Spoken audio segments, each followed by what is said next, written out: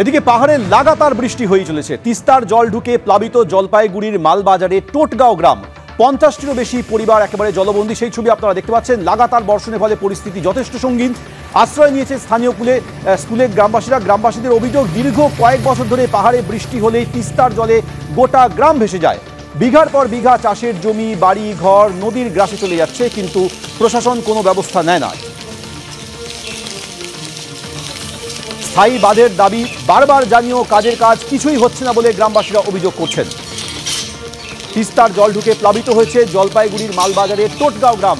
বিভিন্ন জায়গার ছবি আপনার দেখাচ্ছি। মালবাজার, জলপাইগুড়ি, কোচবিহার, কালিম্পং, উত্তরবঙ্গের বিভিন্ন জায়গায় প্রবল বৃষ্টিতে যথেষ্ট সঙ্গীন অবস্থা।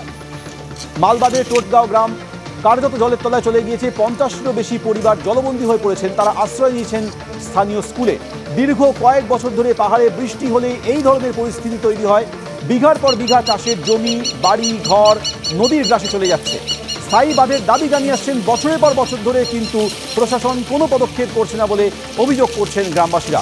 জলপাইগুড়ি শহরের বেশ কয়েকটি ওয়ার্ড জলমগ্ন হয়ে পড়েছে। অন্যদিকে তিস্তা ব্যারাজ থেকে আজ 29,000-এরও বেশি কিউসেক জল ছাড়া হয়েছে। মেখলিগঞ্জ এবং জলঢাকা 31 নম্বর জাতীয় সড়কে লাল সতর্কবার্তা জারি হয়েছে।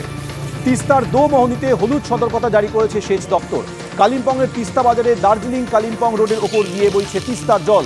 যান চলাচল বন্ধ হয়ে গেছে। অন্যদিকে কোচবিহারের তোরসা, রায়ডাক এবং শঙ্কোষ নদীতে জলস্তর ক্রমশ বাড়ছে।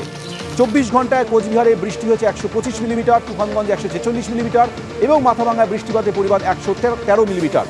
প্রশাসনের তরফ থেকে সতর্কতামূলক ব্যবস্থা নেওয়া হচ্ছে, কিন্তু গ্রামবাসীরা বলছে যে বারবার তারা অভিযোগ করছেন প্রত্যেক বছর একই পরিস্থিতির সম্মুখীন হতে হচ্ছে, কিন্তু প্রশাসন কোনো ব্যবস্থা নিচ্ছে না। স্থায়ী বাঁধের দাবি তারা বছরের পর বছর ধরে জানিয়ে আসছেন, কিন্তু কোনো বাঁধ তৈরি করা হচ্ছে না।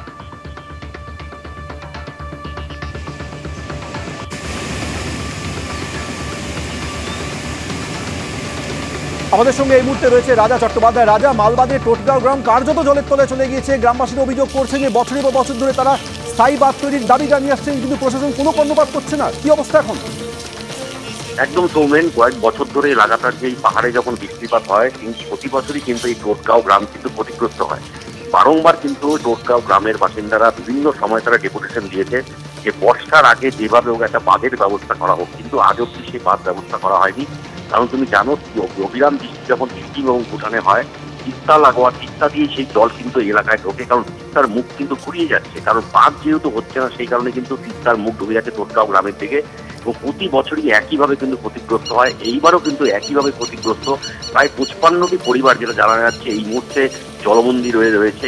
ঘরে কেউ নেই। একটি প্রাইমারি স্কুলে তাদেরকে থাকার ব্যবস্থা করেছে প্রশাসন, সেখানেই ত্রাণ শিবির খোলা হয়েছে, সেখানেই খাওয়ার ব্যবস্থা করা হয়েছে। পাশাপাশি তোমাকে বলে রাখি, সমতলেও কিন্তু লাগাতার বৃষ্টিপাত হচ্ছে। জলপাইগুড়ি শহরের একাধিক পৌরসভা এলাকা কিন্তু জলমগ্ন হয়ে রয়েছে এবং প্রতিটা ওয়ার্ড তুমি জলের মগ্ন সেটা বলতেই পারো। এবং পাশাপাশি শহরের একাধিক জায়গায় যে বড় বড় যে রোড রয়েছে, সেখানেও কিন্তু জল জমে গিয়েছে। এখন পর্যন্ত বেশ কটি পরিবার কিন্তু জলমগ্ন বন্দী অবস্থায় রয়েছে পৌরসভা এলাকার। সব মিলিয়ে কিন্তু জলপাইগুড়ি জেলার বন্যা পরিস্থিতি প্রায় উদ্বেগজনক, এটা বলাই যেতে পারে। সৌমিক, ধন্যবাদ রাজা।